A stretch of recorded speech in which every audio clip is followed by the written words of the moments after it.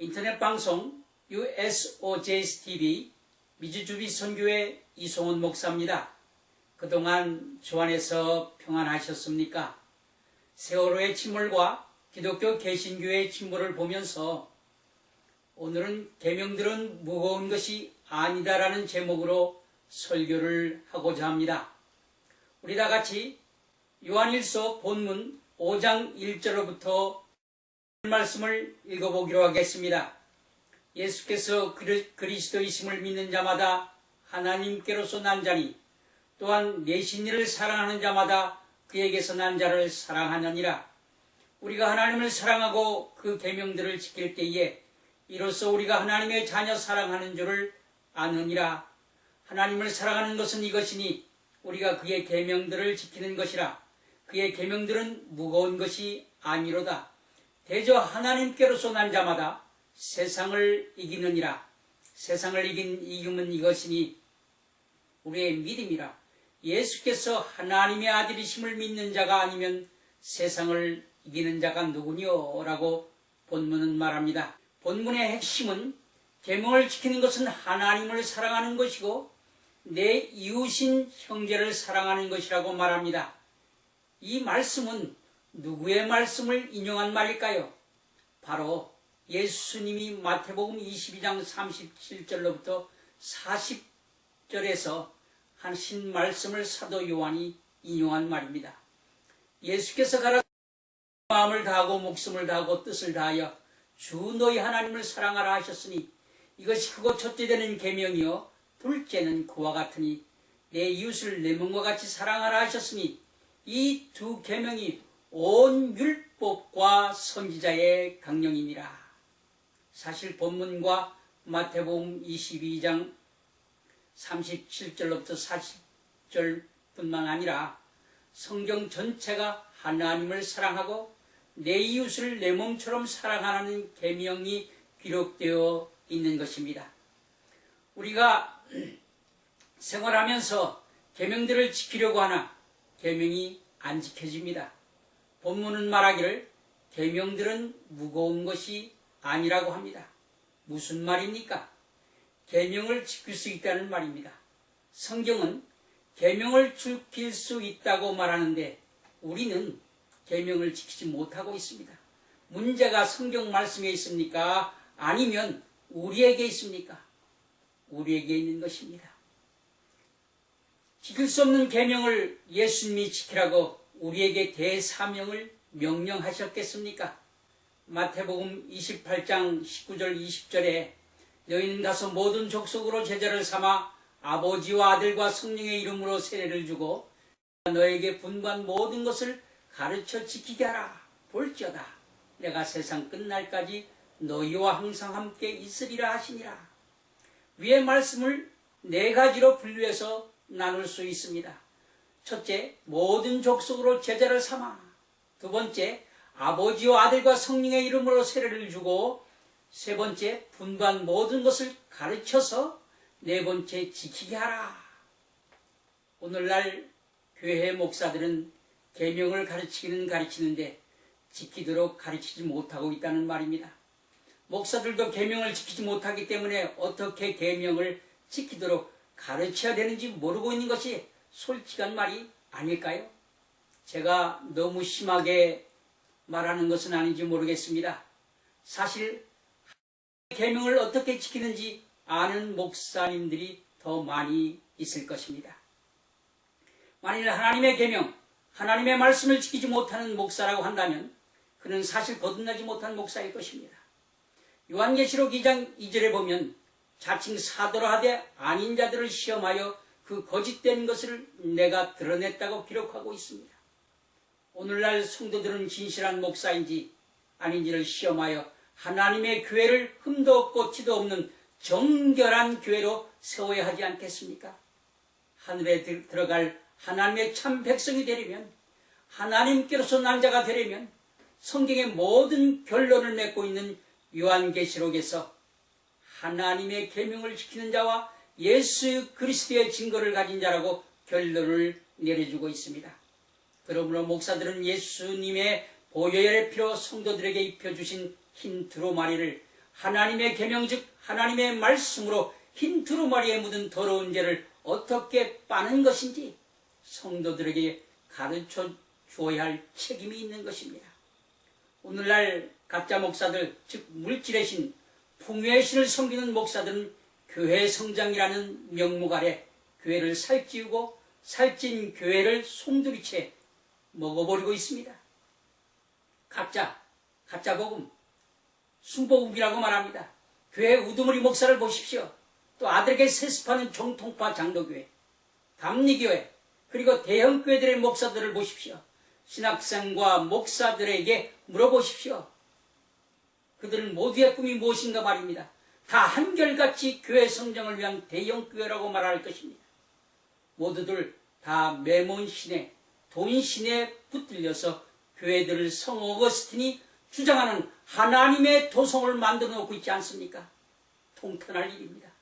로마 천주교의 바티칸 도성처럼 말입니다. 이 바티칸의 도성처럼 대형교회 목사들은 교황처럼 하나님이 되어 있는 모습을 보고 있지 않습니까? 또 그 도성 대형교회 속에 있는 교인들은 하나같이 자기 목사의 말이라면 맹종하고 있지 않습니까? 세월호의 침몰과 함께 구원파 복음침례교회 금수산을 사수하기 위한 3,000명의 인간들을 두르고 경찰과 대치하고 있는 현상이 오늘날 한국 개신교회의 자화상입니다. 뿐만 아니라 물질 만능주의에 사로잡힌 침몰하는 세월호처럼 도덕과 양심이 침몰하는 부정과 부패한 대한민국의 자화상이기도 합니다. 이것은 오늘날 한국교회에 의해서 만들어진 것들입니다. 더 이상 저는 마음속에 간직하고 있는 고국에 대한 아름다움을 여기에서 일러 언급하고 싶지 않습니다. 사랑하는 성도 여러분, 저는 10번 설교하면 10번 다 계명을 지키라고 설교합니다. 왜 그런지 아십니까? 계명을 지키라고 말하지 않으면 하나님께서 저에게 지키도록 가르치지 않은 죄를 저에게 물으실 것이기 때문입니다. 그리고 새 예루살렘 성에 들어갈 수 있는 신부들은 하나님의 계명을 지키며 예수의 증거를 가진 자들만이 들어갈 수 있다고 계시록 2장 17절에 분명히 기록하여 결론을 내려주고 있기 때문입니다. 요한계시록 12장 11절에 영이 여자에게 분노해 돌아가서 그 여자의 남은 자손 곧 하나님의 계명을 지키며 예수의 증거를 가진 자들로 더불어 싸우려고 바닷모래 위에 섰더라. 오늘 본문은 하나님께서 난 자는 사탄이 주관하고 있는 세상을 이기는 자라고 말하고 있습니다. 그러므로 세상을 주관하는 사탄과 싸울 수 있는 그리스도의 군사는 누구일까요? 바로 하나님의 계명을 지키며 예수의 증거를 가진 자들입니다. 성도 여러분, 하나님의 계명을 가지고 사탄과 싸워 보셨습니까? 그리고 승리해 보셨습니까? 요한계시록 21장 8절에 두려워하는 자들과 믿지 아니하는 자들과 흉악한 자들과 살인자들과 술객들과 우상 숭배자들과 모든 거짓말하는 자들은 불과 유황으로 타는 못에 참여하리니 이것이 둘째 사망이라.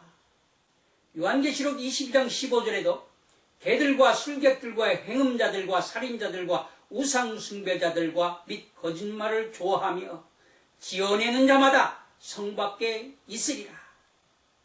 분명하게 계명을 지키지 않는 자들에게 경고를 해주고 있는 말씀입니다. 우리가 계명을 지키지 않으면 우리는 어떻게 될까요? 사탄의 종이 될 것입니다. 계시록 12장 17절, 21장 8절과 22장 15절 말씀은 예수 믿지 않는 넌 크리스찬에게 하는 말씀입니까? 아니면 예수 믿는 우리에게 하는 말씀입니까? 예수님을 믿는 나는 우리에게 하는 말입니다. 바로 저와 여러분에게 하는 말입니다. 여러분은 자신을 살펴볼 수 있습니까? 우리가 우리 자신들의 죄를 살펴볼 수 있다고 할지라도 우리는 우리의 죄를 쉽게 용서해버리거나 숨겨버리거나 간과해버리는 우리의 자신을 발견하게 될 것입니다. 그런데 우리는 남의 죄는 간과하지 않고 들추어내고 용서하지 않는 것도 또한 발견하게 될 것입니다.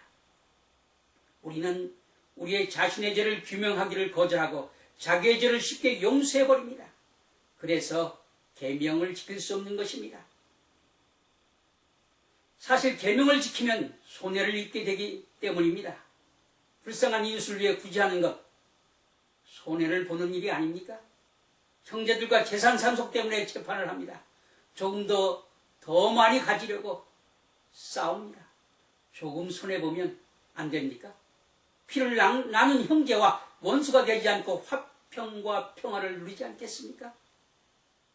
남의 여자, 남의 남자를 욕심내는 이유가 어디에 있습니까? 자기 것이 아닌데도 물길처럼 욕심을 내서 자기의 것으로 취하고자 함이 아닙니까? 하나님께서 주신 것에 만족할 줄 모르기 때문에 죄에게 져서 간음을 하고 도둑질을 하고 속이고 형제들과 그리스도 안에서 사랑으로 하나가 되지 못하게 하는 것이 아니겠습니까? 주님께서 말씀하시기를 오리를 가고자 하면 십리를 가지라고 하셨습니다. 오른뺨을 때리거든 왼뺨도 돌려대라고 하셨습니다. 왜 우리들은 이렇게 하지 못할까요? 사랑하는 성도 여러분, 예수 그리스도를 믿기 위해서 손해를 볼 수 있다는 것, 오리를 가자고 하면 십리까지 동행해 주는 것, 왼뺨을 때리거든 오른뺨을 돌려댈 수 있는 사람은 바로 하나님을 기쁘시게 해드리는 삶을 사는 사람일 것입니다. 성령을 쫓아 사는 사람일 것입니다. 하나님의 말씀을 따라 사는 사람일 것입니다. 자, 이제 잘 들으시기 바랍니다. 계명을 지키지 못하는 우리에게 큰 문제가 있는 것이 분명합니다. 그런데 어떤 문제가 있길래 우리가 계명을 지키지 못하는 것일까요? 예수 믿는 기초가 잘못되어 있기 때문입니다. 여러분, 한번 따라하십시오. 예수 믿는 기초가 잘못되었다.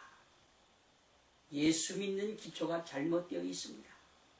예수님께서 비유로 말씀하셨습니다. 반석 위에 집을 짓지 아니하고 모래 위에 집을 지으면 창수가 나고 비바람이 치면 무너진다고 말합니다. 똑같은 원리입니다. 예수 믿는 기초가 잘못되어 있기 때문에 계명을 지키지 못하는 것입니다. 기초가 잘못되어 있기 때문에 사탄이 시험하면 넘어질 수밖에 없는 것입니다. 교회에서 찬송하며 예배를 열심히 드렸는데, 은혜가 충만한 것 같았는데, 교회를 나가서 운전을 하면서 아내와 대화를 하다가 그만 그 은혜를 다 쏟아버립니다. 얼굴이 푸르락푸르락 하다가 고함소리가 뇌성으로 변합니다. 보는 사람이 없으니 아내를 잡습니다. 보는 사람이 없으니 남편을 무시하고 남편처럼 큰 소리칩니다. 달리는 차 속에는 누가 들을 염려도 없습니다. 그렇지 않습니까? 어떻게 목사님께서는 그것을 아시냐고요? 전에 저도 그렇게 하고 아내와 말다툼을 한 적이 있기 때문입니다. 목사는 싸우지 않습니까? 그뿐입니까? 이웃과 더불어 비즈니스를 하든지 아니면 이웃과 더불어 즐거운 여행을 하면서도 아무것도 아닌 것을 가지고 얼굴을 붉힌 일이 벌어집니다. 다시는 당신들과 함께 하나 봐라 하면서 말입니다. 뿐만 아니라 내가 손해가 된 일이 발생할 것 같으면 거짓말을 해서라도 자기의 유익이 되도록 만들어버리는 자가 누구입니까? 바로 내가 아닙니까? 아침 새벽 기도회 때마다 하나님께 기도를 했는데 이웃을 사랑하겠노라고 말입니다. 그런데 왜 이웃과 이런 일이 일어납니까? 내 이웃이 누구입니까? 나는 내 이웃과 불화하고 싶지 않은데 내 마음을 내 마음대로 할 수 없습니다. 그래서 하나님 용서해 주세요 하고 회개를 반복합니다. 이렇게 용서해달라고 주님께 회개하는 일을 계속해서 반복하면서 지금까지 예수 믿어 오시지 않으셨습니까? 이제는 당연한 것처럼 죄를 반복해서 회개 기도를 하고 있는 것입니다. 육신이 연약해서 죄를 짓는 자신이 어찌할 수 없다는 것입니다. 아주 이제는 당연한 것처럼 되어버렸습니다. 무엇이 잘못됐길래 계명을 지키지 못하는 것인지 규명을 하려고도 하지 않습니다. 예수님 앞에 나아가 당연한 것처럼 반복해서 죄를 고백하고 용서함을 받습니다. 사랑하는 성도 여러분, 여러분에게 묻습니다. 예수님이 정말 여러분의 죄를 용서해 주었을까요? 반복할 때마다? 제가 아들을 키우면서 반복해서 잘못하는 아들을 위하여 얼마나 고통했는지 아십니까? 미국에서는 자녀에게 채찍을 가하면 자녀를 빼앗깁니다. 그럼에도 불구하고 저는 채찍을 가기도 하고 선생님을 찾아가서 협조를 구하기도 하고 협박도 해보고 수단이라는 모든 수단을 다 동원했으나 고칠 수가 없었습니다. 그런데 세월이 흘러 어느 날 그는 저에게 고백을 합니다. 왜 그때는 그렇게 했는지 모르겠습니다. 아버지 용서해 주세요. 이제부터는 잘 하겠습니다. 잘 살아가겠습니다. 자기를 체벌했던 아버지를 이해하더군요. 자기가 무엇이 잘못되었는지 알더라는 말입니다. 알고 나니 자기의 삶이 평탄해지는 것을 배우기 시작하더라는 말입니다. 왜 계명을 지키지 못하는 것일까요? 자기를 규명해 보셨습니까? 아마 규명해 보려고 여러분이 노력했을 것입니다. 그러나 규명을 하지 못했기 때문에 계명을 계속해서 범하고 있는 것이 아니겠습니까? 자, 이제부터 잘 들으시기 바랍니다. 첫 번째로 주님의 보혈의 피로 죄사함을 받은 적이 없는 사람은 계속해서 계명을 범할 수밖에 없습니다. 이런 사람은 모태신앙이거나 성경 말씀은 지식적으로 주님의 보혈의 피로 용서함 받았다고 스스로 믿는 사람일 것입니다. 죄사함은 지식적으로 믿고 죄를 회개한다고 혹은 지식적으로 믿는다고 고백을 했다고 해서 죄가 용서되는 것은 아닙니다. 성령의 인도를 받아 예수님을 인격적으로 만나서 영적으로 죄를 회개한 경험을 말합니다. 죄는 내가 회개하고 싶다고 해서 죄를 회개할 수 있는 것이 아닙니다. 성령의 역사가 그 사람에게 나타날 때, 역사할 때 죄를 회개하는 일이 일어나게 되는 것입니다. 그런데 문제는 목사님들이 성도들의 영적 상태를 모르고 있다는 것입니다.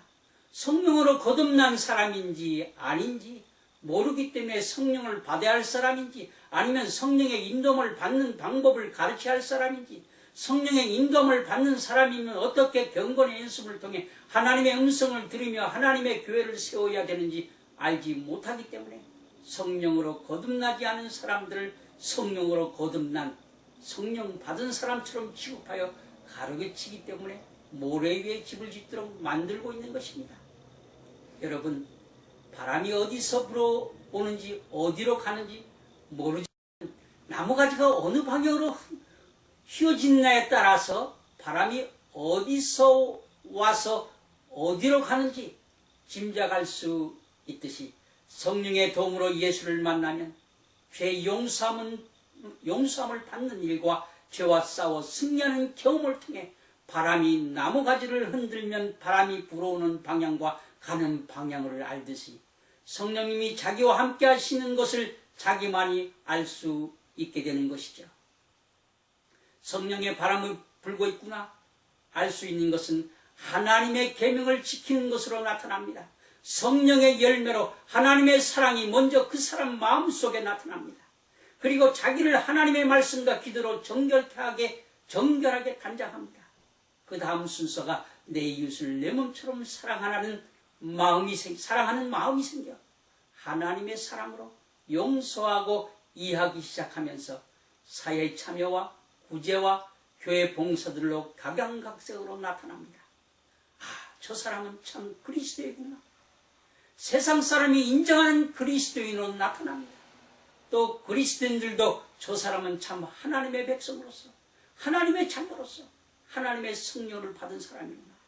말하지 않아도 하나님의 사람들이 그를 거룩한 성도라고 인정을 하고 그를 닮아가기를 원할 것입니다. 두 번째는 죄 고백을 통해서 죄사함을 주님의 보혈의 피로 용서함을 받았는데도 불구하고 성령의 인도함을 받지 못하는 사람이 있습니다. 이런 사람도 계명을 지킬 수 없습니다.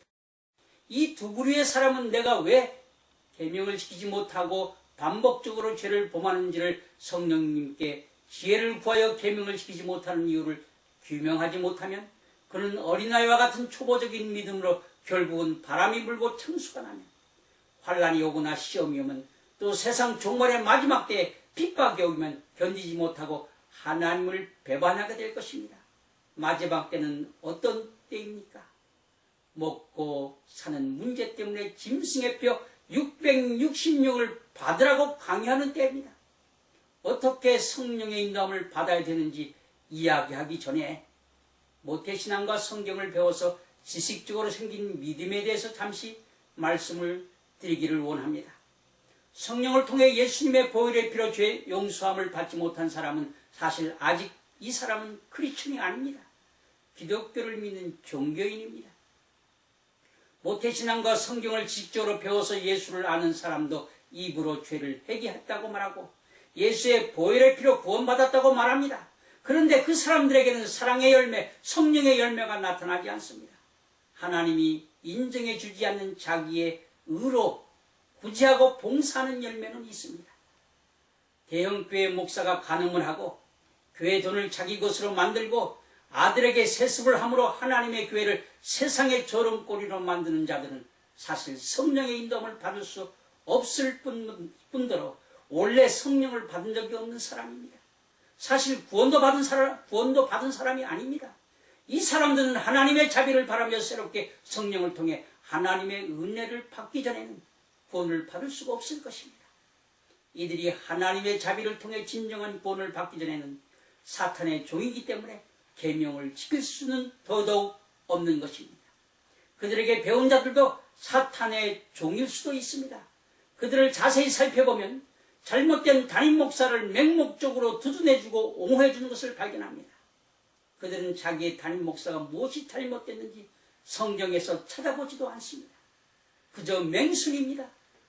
또 이 사람들도 목사들에게 계명을 지키는 말을 지식적으로 배웠기 때문에 계명을 지켜보려고 열심히 노력하는 것을 보게 됩니다. 하나님의 일과 계명을 자기들의 힘과 자기들의 의로 지켜보려고 애를 써봅니다. 그러나 계명을 지킬 수 없다는 것을 알고 체념합니다.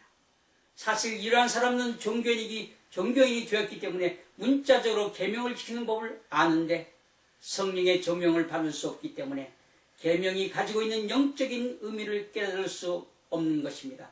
뿐만 아니라 성령의 조명이 없기 때문에 계명을 지키지 못하는 것이 당연한 것입니다. 하나님의 말씀 즉 계명은 하나님의 마음속에서 나오는 것이기 때문에 하나님 말씀 속에서 나오는 하나님의 말씀이기 때문에 성령의 조명이 없으면 죽었다 다시 깨어난다 해도 계명들을 이해하거나 지킬 수 없는 것입니다. 이런 사람은 예수님의 십자가 앞에 나아가 자기의 죄를 진심으로 고백하시기 바랍니다.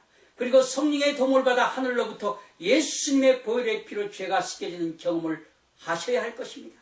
주님께 구하십시오. 죄회개할 수 있도록 말입니다.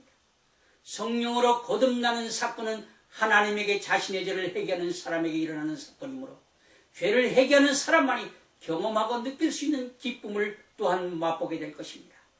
죄의 용서함이 이루어질 때에 성령의 도움을 받아서 바람이 부는 방향을 알 수 있는 것처럼 주님의 용서가 임하는 것을 알 수 있을 것입니다. 죄가 용서되었는지 아닌지를 말입니다. 죄를 용서함 받은 것을 어떻게 알 수 있느냐고요? 죄로부터 해방되어 하나님의 자녀가 되는 그 순간은 기쁨의 눈물이 하염없이 흐르게 될 것입니다. 우리 주님께 감사와 찬양이 온 마음을 가득 채울 것입니다. 마음이 날아갈 것처럼 기쁨이 찾아옵니다. 그리고 그들의 마음속에 예수 그리스도가 그들의 구짐을 확신하고 고백하게 될 것입니다. 그리고 성령의 인도를 받기 시작하는 경험을 하게 될 것입니다. 끝으로 세상이 주는 것 같지 아니하는 평안을 맛보게 될 것입니다.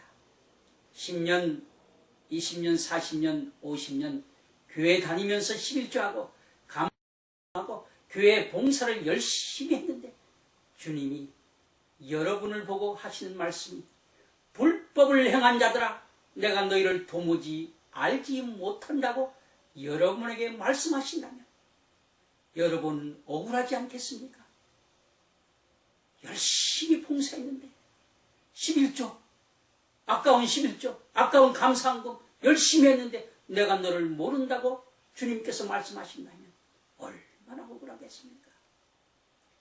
우리 목사님이 성령으로 거듭나는 방법과 하나님의 계명을 지키는 법을 가르쳐주지 않았습니다라고 변명하며 여러분의 담임 목사에게 책임을 전가하시겠습니까?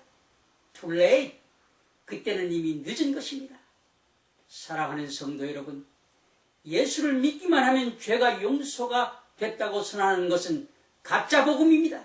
믿는다는 의미 속에는 십자가의 피의 용서와 죽음이 전제되어 있는 것입니다. 십자가의 피해 용서와 죽음이 없이는 믿음이 시작될 수 없기 때문에 계명을 지킬 수 없는 것입니다. 사도행전 2장 36절로부터 38절에 그런즉 이스라엘 온 집이 정령할지니 너희가 십자가에 못 박은 이 예수를 하나님이 주와 그리스도가 되게 하셨느니라 하니라. 저희가 이 말을 듣고 마음에 찔려 베드로와 다른 사도들에게 물어가로되 형제들아 우리가 어찌할꼬 하거늘 베드로가 가로되 너희가 회개하여 각각 예수 그리스도의 이름으로 세례를 받고 죄사함을 얻으라. 그리하면 성령을 선물로 받으리니. 세례 요한도 광야에서 외쳤습니다. 회개하라 천국이 가까우니라. 예수님께서도 공생애를 시작하시면서 회개하라 천국이 가까웠느니라고 외쳤습니다. 죄를 회개하지 않고는 구원을 받을 수도 없고 그리스도인이 될 수도 없는 것입니다. 죄를 회개하는 것은 그리스도가 우리의 마음속에 들어올 수 있는 첩경입니다. 죄는 굽은 길이고 높은 산이고 골짜기입니다. 굽은 길 높은 산 골짜기는 예수 그리스도의 피라는 불도저로 곧게 만들고 메워서 평지가 되게 하는 일입니다. 그렇게 죄 해결을 통해 주님께 오시는 고속도로를 만들어 드리면 주님께서 여러분의 마음속에 오시는 것입니다. 주님이 고속도로를 타고 우리의 마음속에 오셔서 거룩한 성전을 만드시고 우리를 다스리는 왕으로 임재하는 것입니다. 이때부터 그리스도인의 생활이 시작되는 것입니다. 초보적인 믿음이 시작된다는 말입니다. 그리고 이때부터 성령을 통해 하나님의 말씀과 기도로 하나님을 자세히 알아가면서 어린아이의 믿음에서 청년의 믿음으로 아비의 믿음으로 자라가면서 하나님의 거룩한 성품을 닮아가는 것입니다. 하나님은 어떻게 만나느냐고요? 성령으로 거듭난 사람이 하나님의 계명을 지킬 때 경문하게 될 것입니다. 하나님을 만나는 경문 조금 후에 말씀을 드릴 것입니다. 회개하고 죄사함을 받으면 성령을 선물로 받는다고 말합니다. 그리고 성령을 선물로 받은 사람에게 나타나는 현상이 있는데 그것은 사도행전 3장 19절에서 너희가 회개하고 돌이켜 너희 죄 없이 함을 받으라. 이같이 하면 유쾌하게 되는 날이 주 앞으로부터 이를 것이라고 말합니다. 죄를 회개하고 성령을 선물로 받은 사람은 방금 말씀드린 성경 말씀이 말하는 것처럼 날아갈 것 같은 기쁨을 경험하게 될 것입니다. 왜냐하면 주 앞으로부터 유쾌하게 되는 평화의 선물을 마음속에 받게 되기 때문입니다. 여러분 이런 경험 해보셨습니까? 진정으로 죄를 회개해 보십시오. 이와 같이 날아갈 것 같은 경험을 여러분의 마음이 하게 될 것입니다. 사랑하는 성도 여러분, 예수님의 이름으로 죄사함을 받는 것이 기초를 튼튼하게 하는 것입니다. 그러니까 예수로 기초가 되지 않은 사람들에게는 성경을 가르쳐서 집을 지으니 계명을 지킬 수 없는 것입니다. 기초가 되어 있는 사람, 즉 용서함을 받은 사람만이 성령의 인도함을 받고 그 기초가 되신 예수 그리스도 위에 튼튼한 집을 지을 수 있는 것입니다. 자기의 의로 집을 짓는 것이 아니라 예수 그리스도의 의로 집을 짓기 때문에 창수가 나고 비바람이 불어도 넘어지지 않고 쓸려가지 않고 하나님의 선한 일꾼이 될 수 있는 것입니다.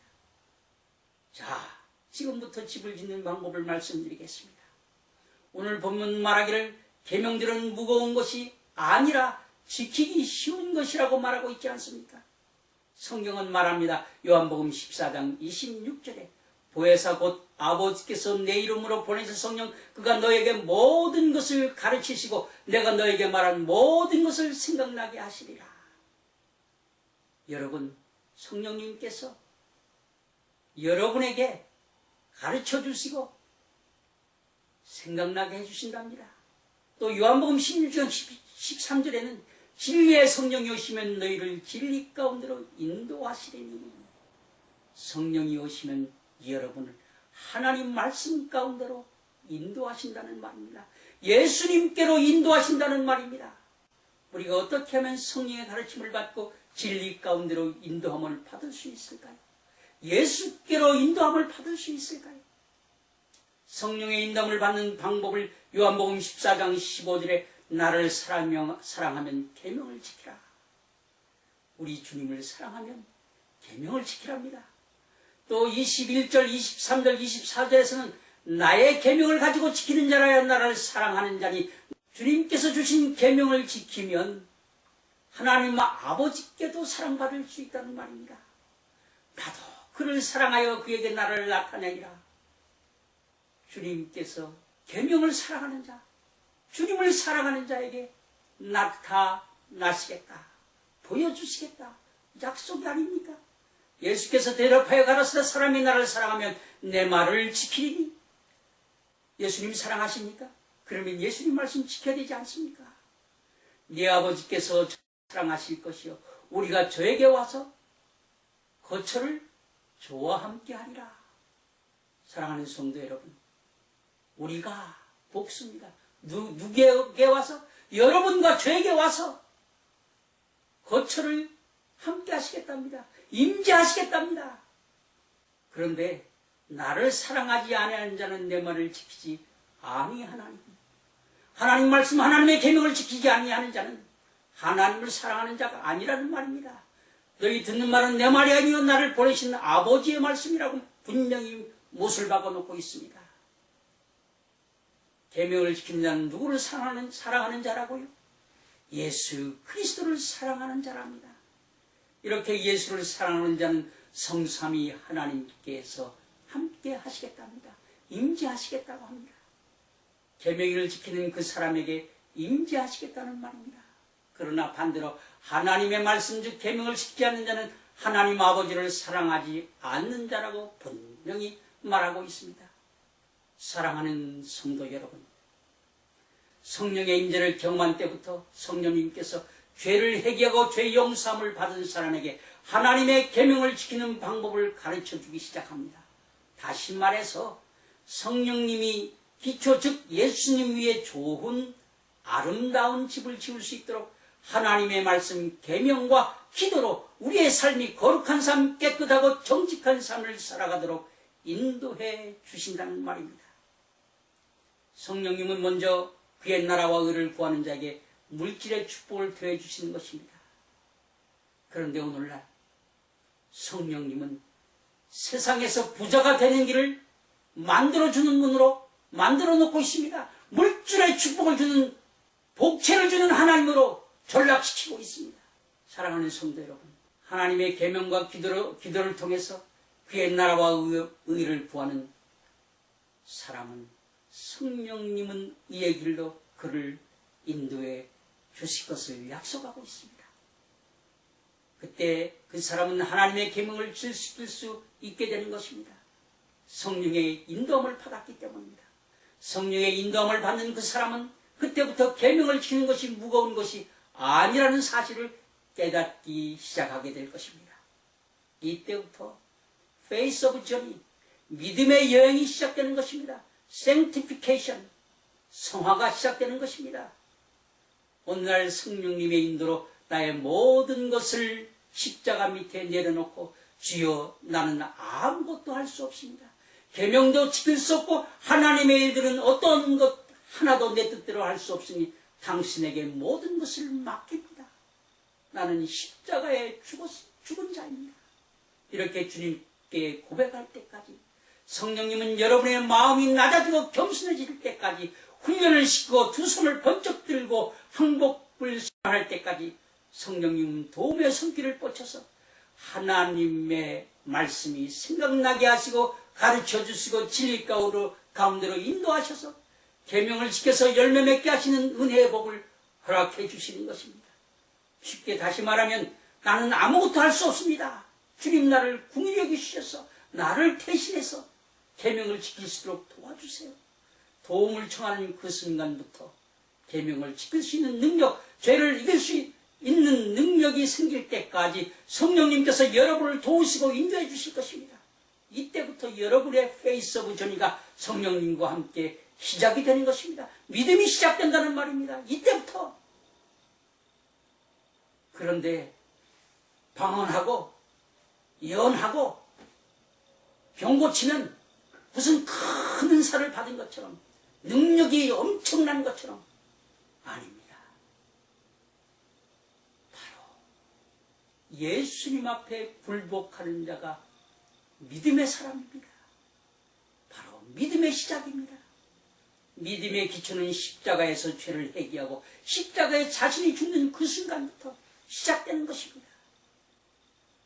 이런 사람들에게 신의 은사, 방언, 또 예언하는 능력이 있는 것입니다.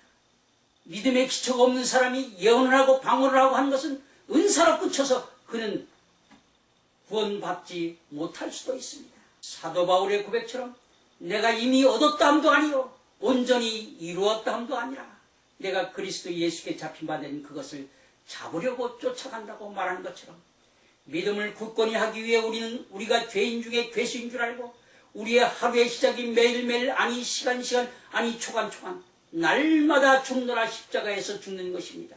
십자가의 죽음부터 그리스도인이 시작되는 것입니다.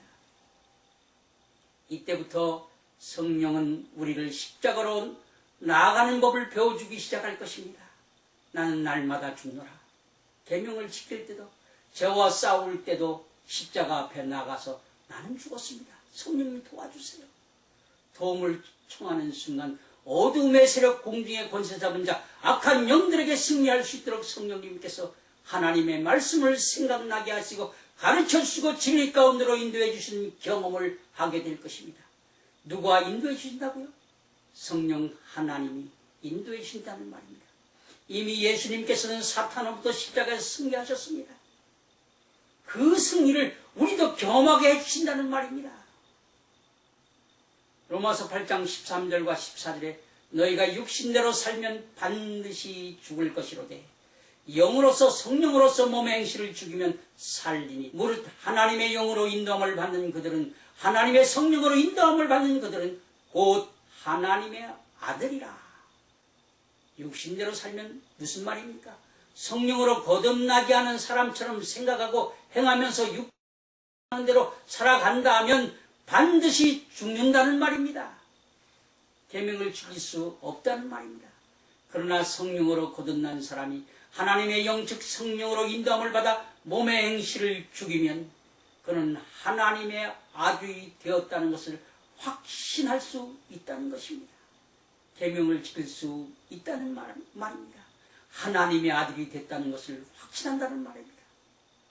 그리고 하나님이 사람을 지으신 목적대로 인간다운 인간의 삶을 자기들이 속해 있는 사회에서 공동체에서 봉사하는 삶으로 사랑하는 삶으로 내 이웃을 내 몸처럼 사랑하는 삶으로 살아가게 될 수 있는 것입니다. 이것이 참 교회입니다.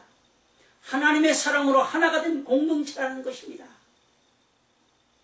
오늘날 대형교회가 교회가 아니라 정통 교단에 형성된 교회들이 교회가 아니라 그리스도의 사랑으로 삶을 살아가며 하나님의 사랑을 실천하는 교회가 교회입니다. 사랑하는 성도 여러분, 성령으로 몸의 행실을 죽이면 이라는 의미는 무엇입니까? 성령으로 몸의 잘못된 행실을 죽이는 것을 말합니다.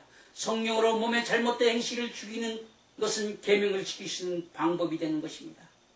순서는 이렇습니다.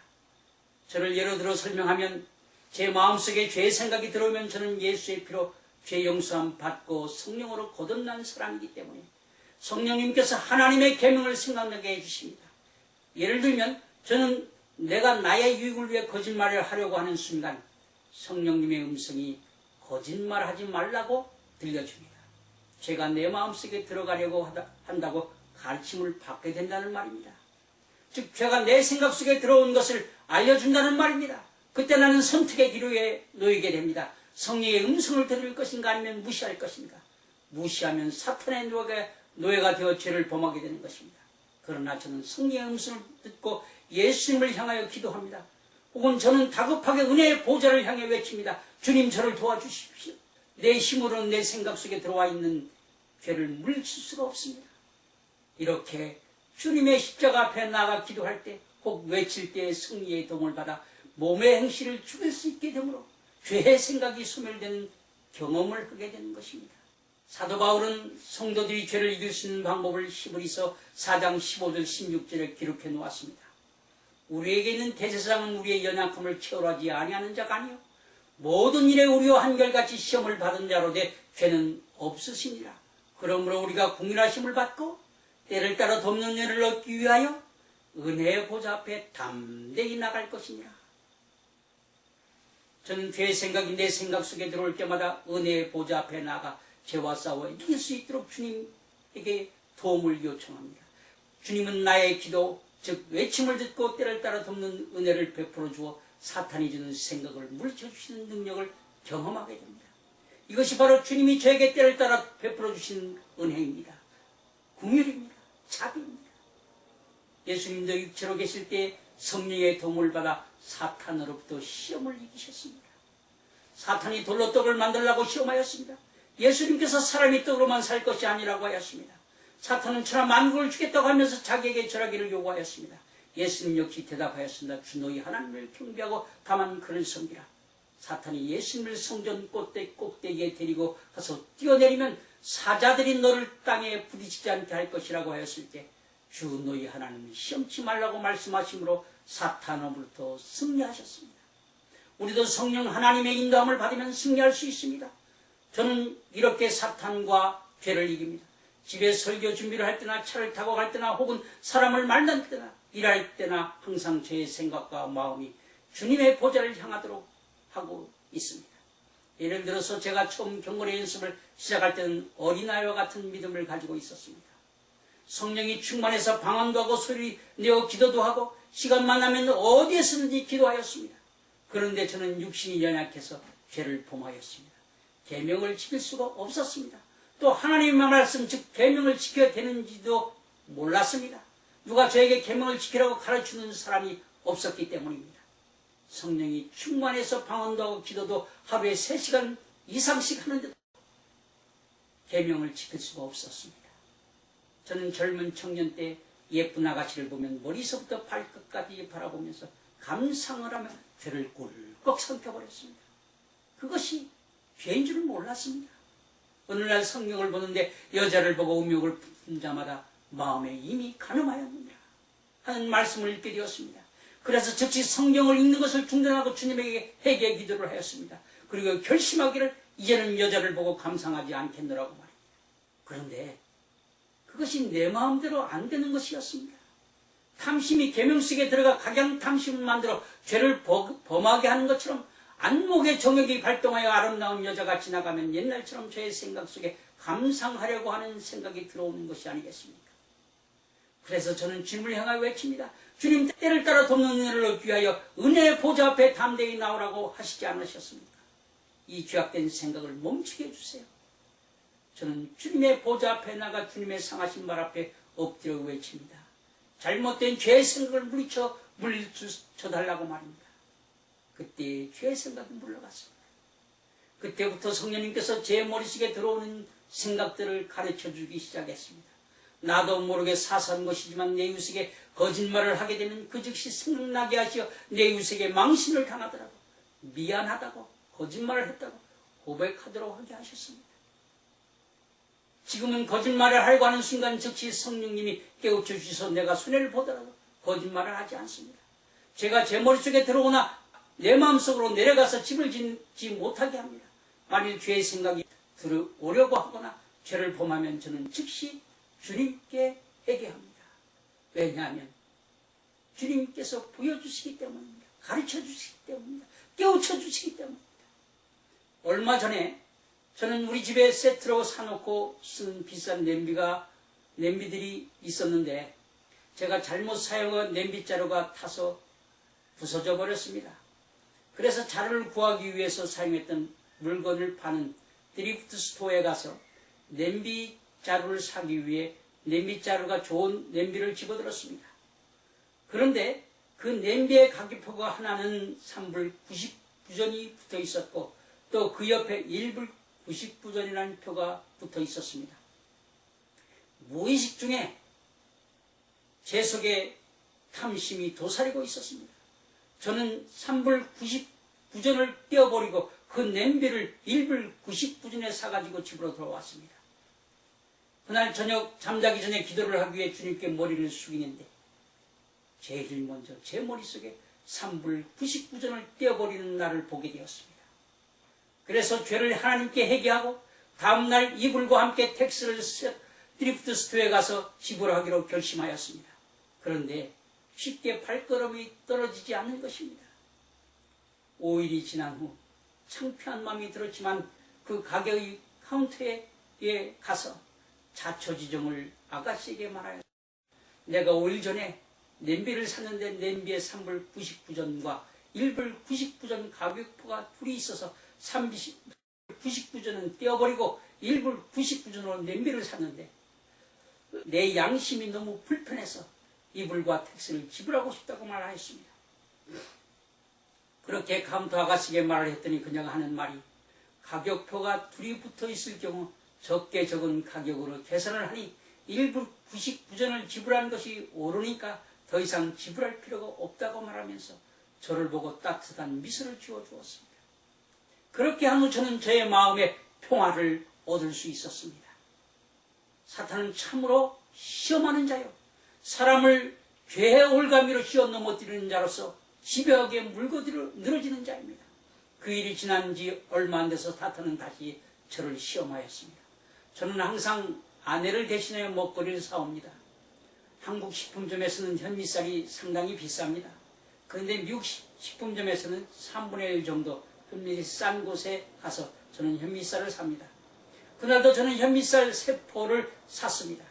계산대에서 식품들을 계산하면서 컴퓨터 화면에 계산되는 것을 바라보고 있는데 현미쌀 3포를 계산하는 것이 아니라 2포대만 카운터가 계산하는 것이었습니다. 만일 내가 말하지 않으면 1포대는 공짜로 사는 것입니다. 그러나 저는 카운터에게 계산을 멈추게 하고 쌀 1포가 덜 계산하였으니 1포를 더 계산하도록 하였습니다. 사탄은 이렇게 저의 양심을 다시 한번 시험하였습니다. 바늘도둑이 소도둑이 되는 것처럼 사소한 양심을 속이기 시작하면 양심이 나중에는 화인을 맞게 되는 것입니다. 바로 내 이웃에게 양심의 화를 맞은 자로서의 행실을 하게 되는 것입니다. 그러므로 저는 죽을 때까지 연약한 육신을 가지고 있는 한 죄와 싸워서 이겨야 합니다. 왜냐하면 저는 정결하게 지나 주름 잡힌 것이 없는 교회로, 하나님의 백성으로, 하나님의 자녀로 주님 앞에 서야 하기 때문입니다. 그래서 저는 매일매일 아니 시간 성령님께 도움을 구합니다. 성령의 인도를 통해 하나님의 계명을 가르침받고 계명을 생각나게 해주시지 않으면 나 스스로는 죄를 이길 수 있는 힘이 없기 때문에 성령님의 가르침을 받아 은혜의 보좌 앞에 순간순간 무시로 기도하며 예수 그리스도 앞에 나아갑니다. 저는 평안할 때도 은혜의 보좌 앞에 나아가 하나님을 찬양합니다. 불안함이 몰려올 때도 주님 보좌 앞에 나갑니다. 저는 우리 주 예수가 없으면 살 수 없는 존재입니다. 차를 타고 갈 때도 저의 생각은 주님을 향합니다. 잠을 잘 때도 주님을 향해 나아갑니다. 사람과 대할 때도 저의 생각은 수시로 주님 앞에 나아갑니다. 여러분, 이렇게 경건의 연습이 계속되면 어느 날 깨닫게 됩니다. 내가 그리스도를 닮아가고 있구나 하고 말입니다. 성령의 인도를 받는 사람은 계명이 무거운 것이 아니구나 알게 될 것입니다. 성령의 인도를 받는 사람이 되면 자기를 정결하게 할 뿐만 아니라 내 이웃의 아픔을 돌아보기 시작합니다. 자기의 주위를 둘러싸고 있는 가난한 자들과 고통당하는 사람들을 돌보기 시작합니다. 그래서 세상에 그리스도의 빛을 비추는 그리스도인으로 삶이 변화하기 시작되는 것입니다. 있는 것으로 봉사하는 것이 아니라 없는 중에도 자기의 것을 쪼개어 나눠주는 사람으로 변하게 되는 것입니다. 이렇게 성령의 인도를 받아 정결한 하나님의 사람들이 모인 교회가 하나님의 참된 교회입니다. 이러한 성도가 모인 교회는 성령이 충만한 교회로서 자기 교회만을 배를 채우기 위해 아름답고 웅장한 교회 건물을 짓는 것이 아니라 세상을 향하여 예수 그리스도의 빛, 진리의 빛을 발하기 시작합니다. 사회에 봉사하기 시작합니다. 구제하기 시작합니다. 적은 교회를 도와줍니다. 하나님의 교회가 예수 그리스도 안에서 성령의 매는 줄로 하나가 되도록 모든 힘을 다해 그리스도 안에 형제들을 사랑합니다. 사랑하는 자여, 자기의 교회 주위의 가난한 자들도 부한 자들도 구제하고 전도하지 못하면서 조금만 교회가 성장하면 교회의 이름을 자랑하려고 하는지 목사나 장로들은 해외 선교에 열을 올립니다. 우리 교회는 어느 나라에 선교사를 보냈다. 후원했다. 주부에 가득 적어 놓습니다. 교회들이요, 정신 차립시다. 이제부터라도 자신들의 교회 성도들이 참 하나님의 백성이 되도록 하나님의 말씀 계명을 지킬 수 있도록 가르쳐서 그들이 세상을 향해 나아가 지역사회의 가난한 자들을 전도하고 이웃을 구제하고 지역사회의 참여를 통해 하나님의 진리의 빛을 발하는 교회가 되고 더 나아가 세계 선교를 향해 나가는 교회들이 되기를 간절히 원합니다. 자기 이웃도 선교하지 못하면서 쥐뿔 세계 선교라니 하나님께서 웃으십니다. 어리석다고. 이렇게 교회가 성령으로 충만하고 성령으로 강건해진 성들의 경건의 연습이 계속되면 어린아이의 믿음에서 청년의 믿음으로 아비의 믿음으로 자라가게 되는 것입니다. 반석 대신 예수 그리스도로 기초가 안 된 사람은 계명을 지킬 수 없습니다. 이유는 성령의 도움을 받을 수 없기 때문입니다. 예수님으로 반석을 기초로 삼지 않았기 때문입니다. 오늘날 목사들이 십자가 앞에 나가 예수님을 만날 수 있도록 가르치지 않고 먼저 새신자를 보면 예수를 믿습니까? 입으로 믿는다고 시인하도록 가르쳐 놓고는 말합니다. 입으로 예수님을 믿는다고 시인했으니 당신은 이제 구원받았습니다. 이제부터 열심히 신앙생활 잘하시고 11조 잘하면 흔들어서 눌러서 복을 받습니다. 라고 가르칩니다. 말은 하지 않지만 교회 수입원을 하나 만들어 놓은 것입니다. 그렇게 놓고는 좋아합니다. 여러분, 이것이 복음이 아닙니다. 이것은 가짜 복음입니다. 오해된 가짜 복음입니다. 죄로부터 구원받기 원하십니까? 천국에 가고 싶습니까? 주님의 보혈의 피로 먼저 죄 용서함을 받도록 가르치십시오. 그리고 오순절날 성령이 사람들에게 임했던 그 성령을 여러분도 받으십시오. 그리고 성령의 인담을 받아 몸의 행실을 죽여서 먼저 자기를 정결케 하고 계명을 지킴으로 내 이웃에게 하나님께서 선물로 주시는 하나님의 사랑의 열매를 베풀어 주십시오. 그리고 여러분도 성령의 열매를, 사랑의 열매를 맺으십시오. 여러분, 성도들에게 성령을 받으면 계명이 무거운 것이 아니다라고 가르칠 수 있는 목회자가 되어야 됩니다. 성도들이 되어야 합니다. 마태복음 28장 19절 20절에 너희가 가서 모든 족속으로 제자를 삼아 아버지와 아들과 성령의 이름으로 세례를 주고 내가 너희에게 분부한 모든 것을 가르쳐 지키게 하라. 볼지어다 내가 세상 끝날까지 너희와 함께 있으리라. 예수님이 제자들에게 대사명을 주시면서 성삼위 이름으로 세례를 주고 너희에게 분부한 모든 것을 가르치라고 했습니다. 예수님께서 제자들에게 분부한 모든 것을 가르치라고 했습니다.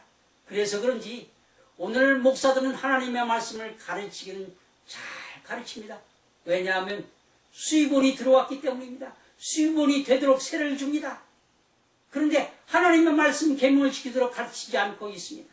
어떻게 하나님의 말씀을 지켜야 되는지 사실 자신도 목사도 하나님의 계명을 지켜본 적이 없기 때문에 하나님의 계명을 어떻게 지키도록 가르쳐야 되는지 알지 못한다는 말입니다. 성령을 받지 못한 목사는 아무리 하나님의 계명을 지키려고 해도 지킬 수 없습니다. 지키는 경험을 할 수 없기 때문입니다. 그러나 설교할 때 자기도 지키지 못하면서 하나님의 말씀 즉 계명을 지키라고 선포하고 있습니다. 참으로 안타까운 일입니다. 끝으로 성경의 모든 말씀을 결론 맺는 성경은 어느 성경입니까? 요한계시록입니다. 계시록 1장 3절에도 읽고 듣고 가르쳐 지키는 자가 복이 있다고 말합니다. 성경은 말합니다. 믿음으로 구원을 받는다고 말입니다. 맞습니다. 믿음으로 구원을 받습니다. 그런데 모든 성경의 결론을 맺는 요한계시록은 믿음으로 구원받는다는 말은 없고 하나님의 계명을 지키는 자와 예수의 증거를 가진 자들이 하늘 성소에 들어간다고 즉 구원받는다고 말하고 있습니다. 7 교회들 모두에게 이기는 자들에게 승리하는 자들에게 주어지는 하나님 나라입니다. 사탄에게 져서 사탄의 종도로 사는 자들에게 하늘나라가 주어지는 것이 아닙니다. 여러분은 세월호의 침몰을 보지 않았습니까? 그리고 개신교의 가짜복음, 물질의 축복을 강조하며 복채를 파는 점쟁이 수준 밖에 되지 않는 자칭 순복음 교회들의 목사들과 교인들과 교회들의 양심들이 침몰하고 있지 않습니까? 간음죄를 범한 목사와 물질로 배를 채우는 장로들과 교인들의 비정상적인 맹목적인 순종을 통해 자칭 순복음, 자칭 정통교단이라는 대형교회들이 돈과 여자와 세습으로 도덕적으로 양심에 침몰하고 있습니다. 말세교회가 라오디아 교회처럼 꼭 닮아가고 있습니다. 종교개혁을 통해 세운 교회를 개신교회라고 부릅니다. 개신교회를 영어로 프로테스탄트라고 말합니다. 개신교회 프로테스탄트의 뜻은 교황을 향하여 항거한다는 뜻입니다. 영어로 protest against the pope. 로마 천주교의 교리와 하나님이라고 말하는 교황에게 항거하여 세운 개신교회가 지금은 교황이 우두머리가 되어 있는 WCC 즉 세계교회협의회의 한국의 대형교회 목사들이 거의 다 가입한 상태랍니다. 그러므로 개신교회는 세월호처럼 침몰해버린 상태입니다. 이제는 더 이상 개신교회가 아닌 것입니다. 다시 로마 천주교회와 손을 잡은 이들에 의하여 참 하나님의 백성들이 종교화목 시대처럼 환란 때에 핍박을 받게 될 것입니다. 배도한 개신교회가 참 하나님의 백성을 핍박하게 될 것이라는 말입니다. 멍 때리는 교회 목사가 WC 총회 모임을 2013년 10월에 부산에서 대표가 되어 치렀습니다. 사랑하는 성도 여러분, 거기에서 나오십시오. 그리고 회개하고 성령을 선물로 받고 성령을 통해 하나님의 말씀을 계명을 지키는 하나님 앞에 설 수 있는 순결하고 정결하고 정직하고 깨끗한 양심으로 하나님을 찾아가십시오. 사도 바울은 디모데에게 하나님의 말씀과 기도로 거룩해진다고 말하면서 경습을 연습하고 가르치라고 명령하셨습니다. 멀지 않아서 주님께서 오실 것입니다. 사랑하는 성도 여러분, 여러분의 마음의 성전을 하나님의 계명으로 정결하게 쓰시고 신랑 되시는 우리 주님을 맞을 준비하십시오. 곧 주님이 오실 것입니다. 그리고 기도하십시오. 주님 어서 오시옵소서. 마라나타라고 말입니다.